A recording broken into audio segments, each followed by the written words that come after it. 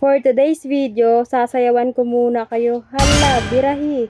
Ngayong araw, naisipan ko magpalit ng kortina. Wala lang, pakin nyo ba, Chart? Dahil nga good mood ang tao na to, nagsipag-sipagan na naman. Syempre, ikaw ba naman nadiligan kagabi? Eme, walang ganon.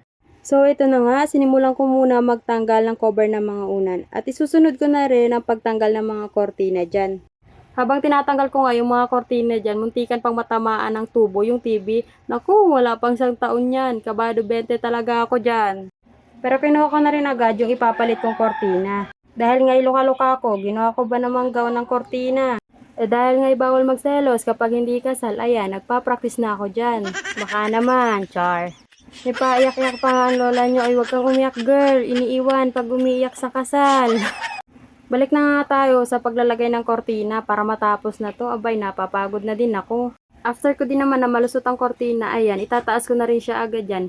Hirap na hirap pa nga ang lola nyo at napakabigat ba naman. Kaya napapaisip tuloy ako, tama pa ba tong pinaggagawa ko? Hay, buti na nga lang, nailagay ko rin agad. Ayan, pinalitan ko yung isang puti guys, baka masabi nyo hindi ko pinalitan na. Inayos ko na rin yan para naman ay maganda-ganda na rin tingnan. Dahil nga sa mga oras na yan ay napapagod na rin ako. Pero okay lang, sige laban.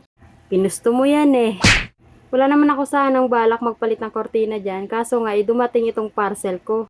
Dahil nga banong-bano ang tao na to, ayan, nagpalit agad. Ayan, o diba? Pagod ka. Dahil nga maiksi ang pasensya ko, nahirapan akong buksan. Ayan, pinilit ko na, pinunit-punit ko na. Kinagat-kagat ko pa. Pero na-good mood naman ako agad dyan kasi napakaganda ng aking cover pillow. 40 pesos lang yan guys. Kung gusto rin nyo ng ating cover pillow, ilalagay ko yung link dyan sa baba.